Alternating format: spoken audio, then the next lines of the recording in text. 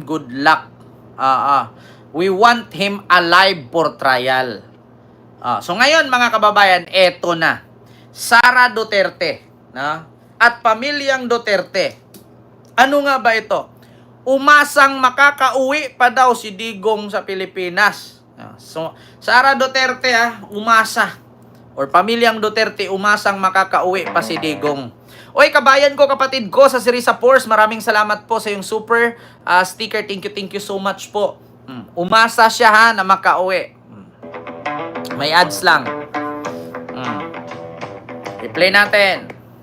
Patuloy na umaasa ang pamilya Duterte na madidismiss ang kaso ni dating Pangulong Rodrigo Duterte sa International Criminal Court. Sinabi ni Vice President Sara Duterte na sana ay mapagbigyan rin ang hiling nilang interim release habang wala pang desisyon sa kaso.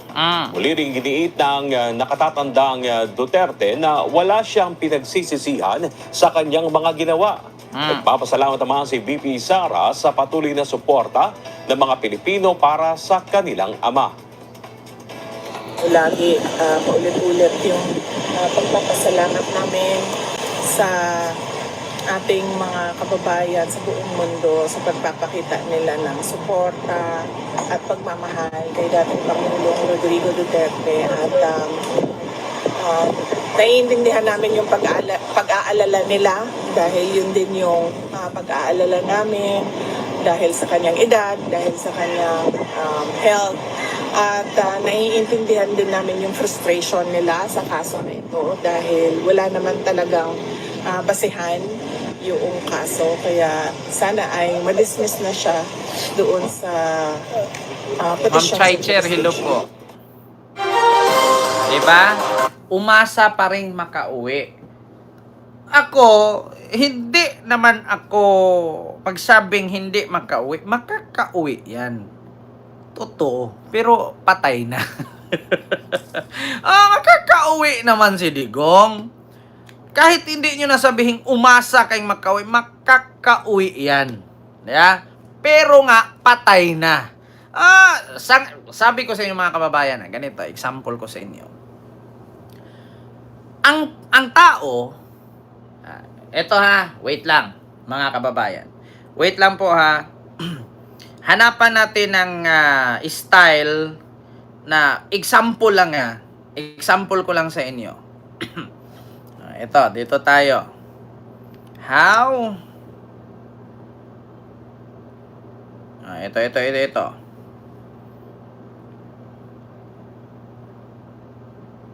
Gaano katagal ang buhay ng tao na walang kain?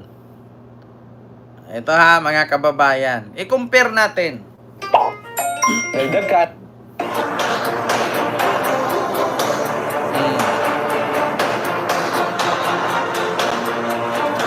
Ito mga kababayan. Ang pusa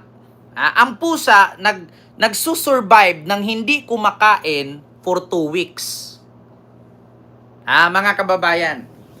Kung sa hayop, according sa pananaliksik, ang pusa nagtatagal ng 2 weeks nang walang kain-kain.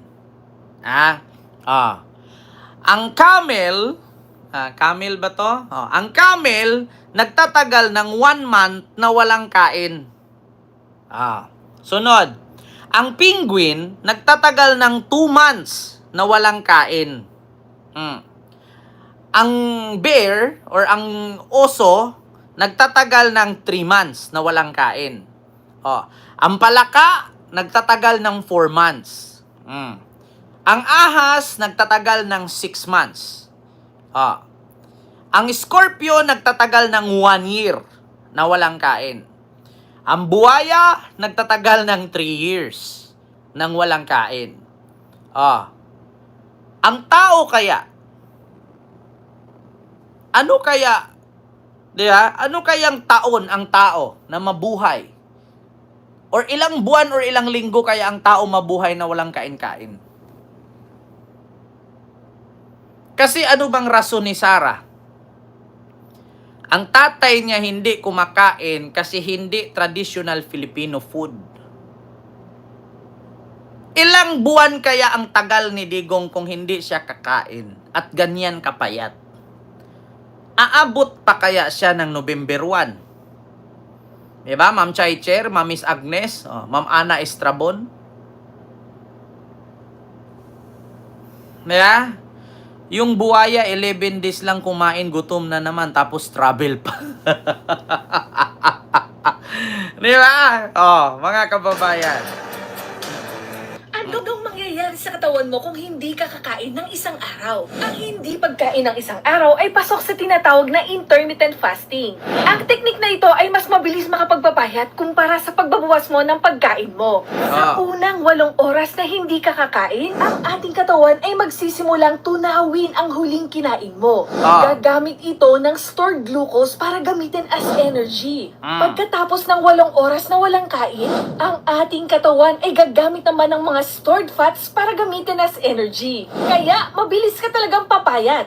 Ang hindi pagkain ng higit sa 24 oras ay hahantong sa pag-convert ng protein as energy. Anong mangyayari sa katawan mo kung hindi ka kakain? Anong mangyayari sa katawan mo kung hindi ka kakain ng isang araw? Ang hindi pagkain ng isang araw ay pasok sa tinatawag na intermittent fasting. Ang teknik na ito ay mas mabilis makapagpapayat kumpara sa pagbabawas mo ng pagkain mo. Sa unang 8 oras na hindi ka kakain, ang ating katawan ay magsisimulang tunawin ang huling Diba? Ma'am Arlene, popular. Pa-shoutout Jude Anthony Avilgas at sa kiddos ko. Ken, keep it up. Salamat, Ken, at nakakawala ka ng stress. Pag once na open na namin ang YouTube namin, salamat talaga. Sir Jude at kay Ma'am Arlene at sa anak mo, maraming salamat po at kumusta po kayo? Mag-ingat po kayo palagi. Di ba? Kaya mga kababayan, ako na nagsabi sa inyo. Yung mga average life Minsan ba nararamdaman? dapat ng tao is 120 years. Dapat ang tao ay 120 years old. 120 years. Yung mga namamatay ng 60, ng 70, definitely premature death yun. Kasi halos kalahati pa lang yun ang buhay nila. And yet, they're dying so young because of what they eat and how they live their lifestyle. Ano ba ang tamang pagkain at tamang lifestyle ng isang tao upang ma-utilize at ma-maximize nito ang buhay niya? Kung titingnan natin yung research ng Physicians Committee for Responsible Medicine, noong 1991, after 25 to 35 years of research, natuklasan nila na 4 food groups dapat ang pinanggagalingan ng pagkain ng tao. Fruits, whole grains, beans, and vegetables. Teka lang, Fruits, green, at vegetable. Ang kailangan kainin mo para tumagal ang buhay. Isidigo nga gusto Filipino food. Lechon, San Mig Light, Emperador Light, Red Horse, Filipino. Wala na, patay. Sabi ko sa inyo mga kababayan, yun po yun ang katotohanan. San Mig Light lang yung hinanap ni Digong. Crispy pata, barbecue, ice cream na buwaya, durian. Sa totoo lang mga kababayan, yun po yun, katotohanan. Kaya, wag na tayo magtaka, mga kababayan. Umaasa pa daw ang pamilyang Duterte na makauwi, no? At ang abogado, ni Digong, ay umaasa rin. Ang abogado ng EJK victims na umasa rin na buhay pa si Digong hanggang sa trial. Diba? Umaasa sila na makauwi pa daw. At makikita pa sa trial. So ito, sunod, mga kababayan. Formalin. Ano ma'am, iinom ng formalin, ma'am Ems Kitikite? Formalin. Mahilig si Digong sa hilaw. Kasi 13 nga. 13 na klase-klaseng hilaw. Ito na, mga kababayan. Tapos na tayo dyan, puro na lang Digong. Hindi ba kayo nagsawa? Diba? Sa series of 4, silo po sa iyong hat kay Ma'am Chaicher. Puro na lang Digong. Hindi ba kayo nagsawa? Ako nagsawa na talaga ako dyan. Si Digong, pampabuhay kay Digong at pangpatagal ng buhay, tahong. Yung tahong ni Carla. Tahong ni Alputera. Kilawin. Trages na yan. Eto,